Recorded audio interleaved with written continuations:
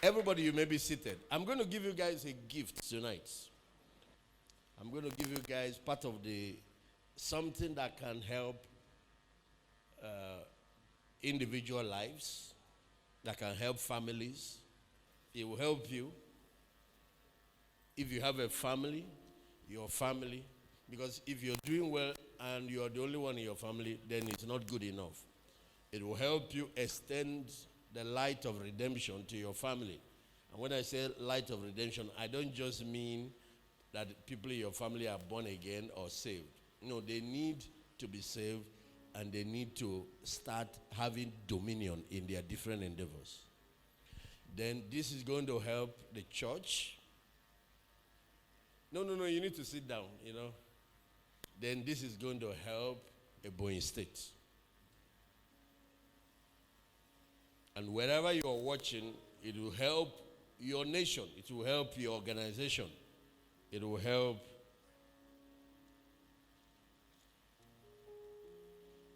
Let me say this, especially for those who are leaders, politicians, men of God here. I'm from Southeast Nigeria. My wife is from Abia State. So I have a special burden for Southeast. Special burden. I have a tremendous love for this country called Nigeria, and I have a special burden to this part of the country because that's where I'm from. You want your Jerusalem to be in order. Jesus sent us to the whole world. But like Paul, I have a burden for my own people. Why we are blessing the whole world so that the home front will not be in disarray. So whenever I have assignment in any part of Igbo land, double grace rests upon me because of the apostleship the Lord has given us over our own people. You have to know that God raises Moses for his people. I'm not saying to call me Moses, but he does that.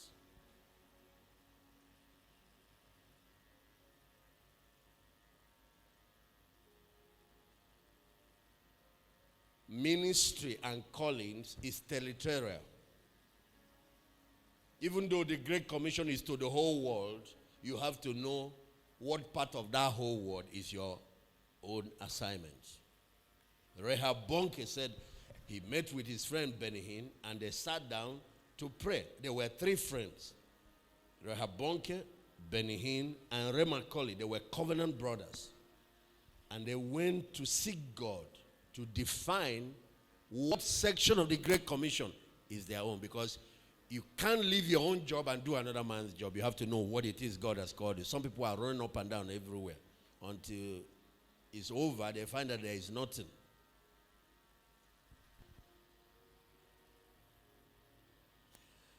And out of that period of discerning the will of God and prayer, to them, Ben-Hinn said his mandate was the Western nations, starting with U.S. Rehoboam was Africa. Remakoli was South Africa. You won't see Remakoli jumping around. He built Rema Church, set the highest standard South Africa had. And that inspired thousands of ministers across that nation. And his was pastoral. He went for training under Kenneth Hagin, came back, built Rema Church. There is no branch of it in Nigeria. There is no branch of it. It's not his assignment. People just think just because somebody else is doing something, Bonke is traveling every nation. As a Remakori, you need to be traveling every nation. You know, if it is the thinking here, since Bonke is your friend, you'll be following him and planting churches everywhere. Not everybody is called to do that. You're going to create problem you don't have capacity to handle. Find your calling and stay in it. I'm talking to leaders. That's how it is in business. That's how it is in other areas. Money with this, create a foundation and use it to touch lives. There are people called into politics. There are those called into business. There are those called into ministry.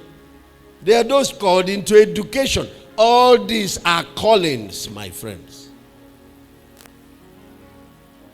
Ambition is driving us crazy.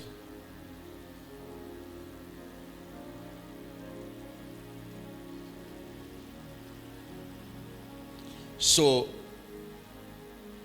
Benin, US, Rehoboth, Africa. Towards the end of their lives, Benin is still there, younger.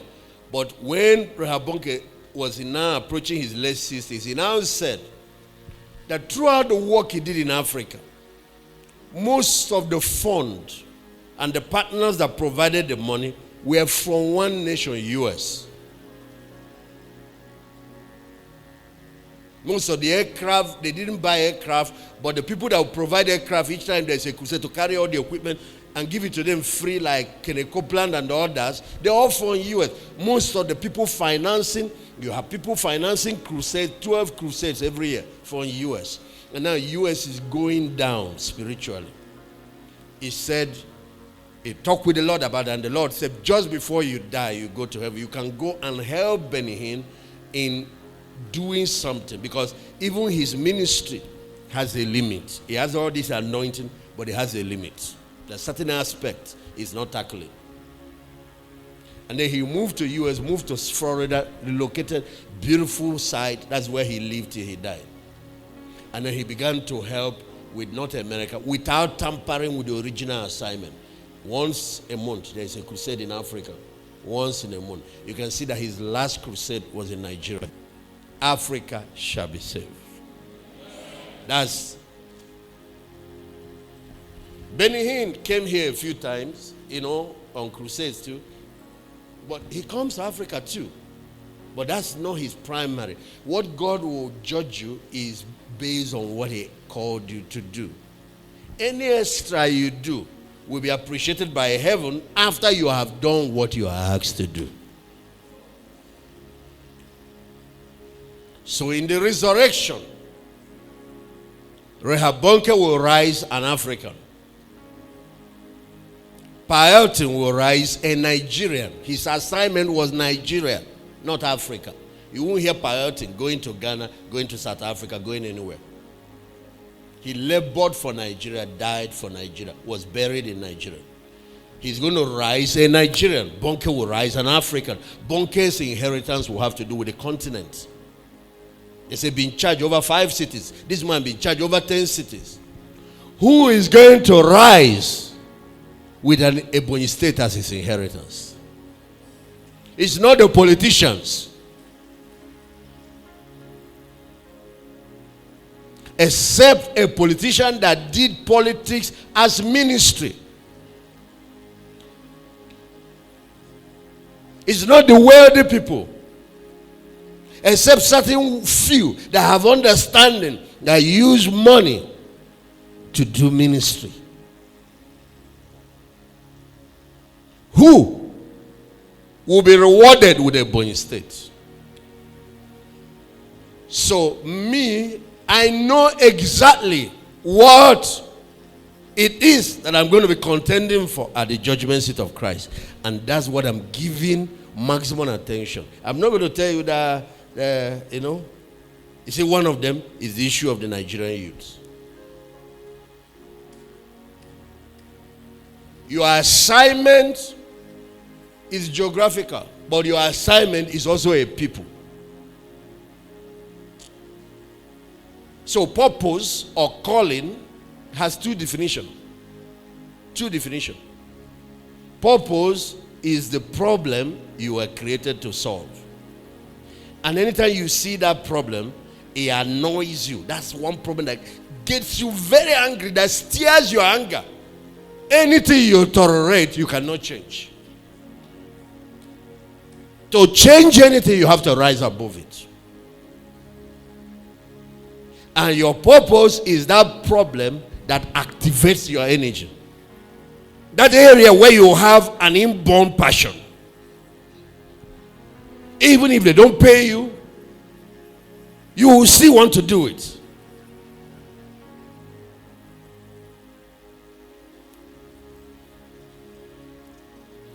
So that's why I'm burning my life for the young people. There is another thing I won't tell you. But you heard what I said about our people. Uh-huh.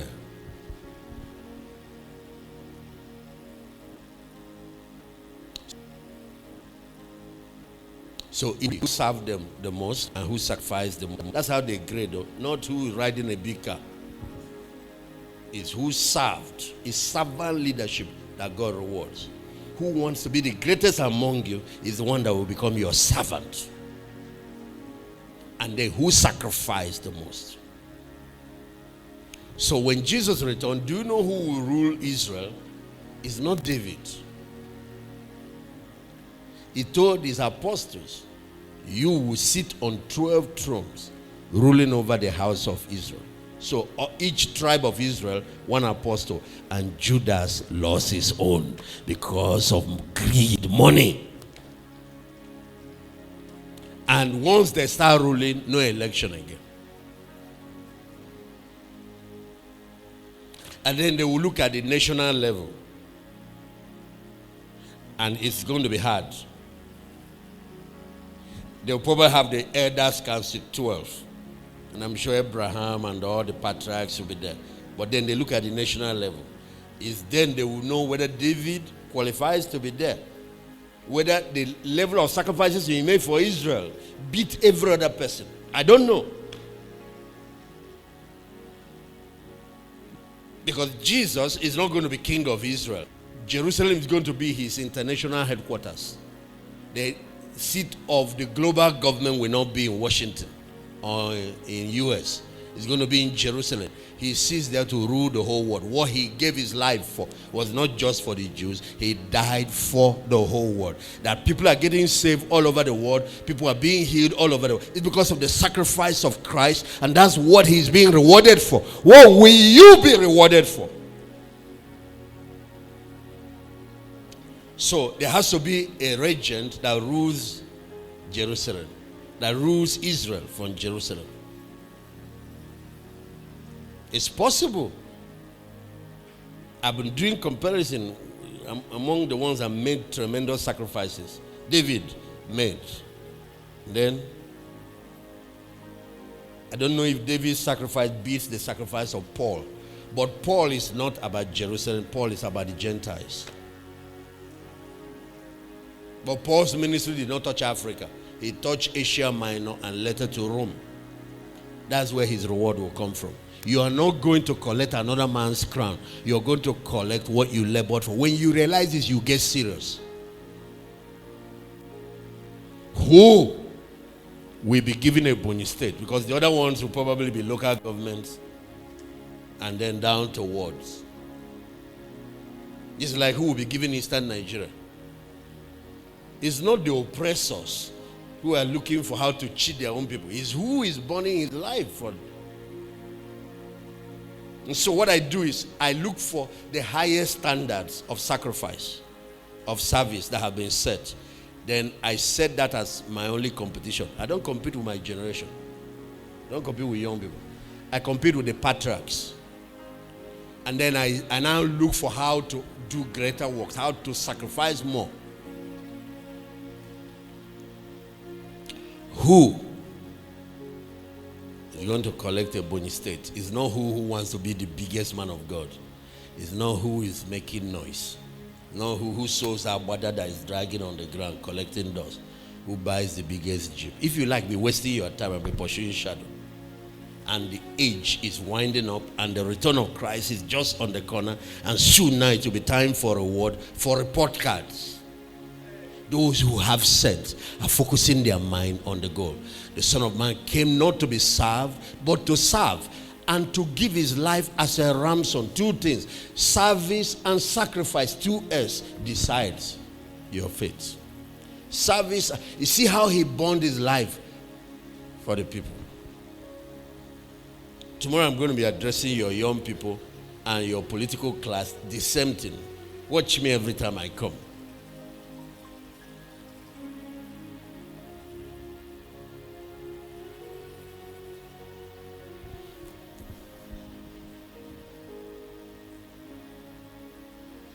There is now a confusion in ministry because we have a new breed of priesthood who are trying to compete with politicians, compete with businessmen to show that they have the biggest car, biggest this. And they are distorting the message of Jesus. And they are confusing the young people. Because you don't know now which model to follow. So what the Lord told me, he said, I'll give you the same success, but then use it and point people in the right direction. Because if you don't, they will say it's because he doesn't have the money. It's because he can't afford. You see?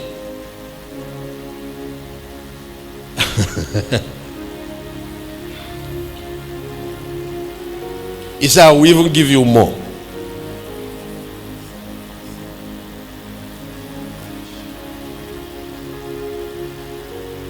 Oh, Lord, I thank you.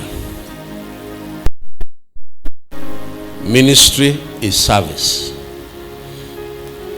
Leadership is service.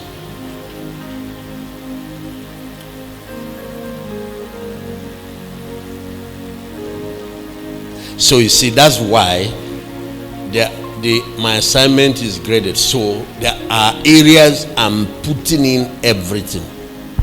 Then as we now fight for the national and the global platform, because I know it's going to be very tough there.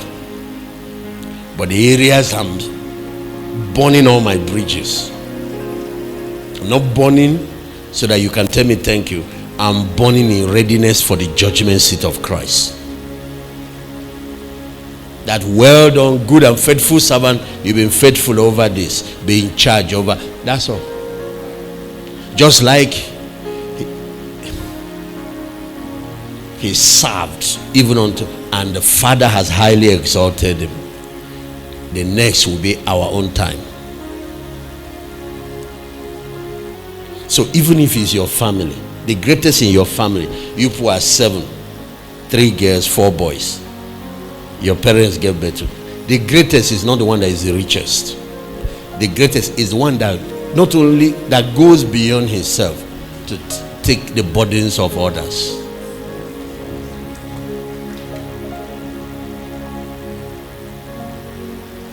The greatest is not the one that built the biggest mansion. There is something greater than success. It is the success of people that became successful through you. I want to say it again. There is something greater than success. Personal success is not where success is. It is the beginning of success. Corporate success is the real success. There is something greater than success. It's legacy. It is the people that your life saved, the people your life empowered, the people whose destinies were changed because of you, because of one man's sacrifice. 2-point-something billion people are affected, and the whole world is affected. That one man's life has redefined the world. You know, today we measure history by BC and AD. BC is before Christ, AD is after the death of Christ.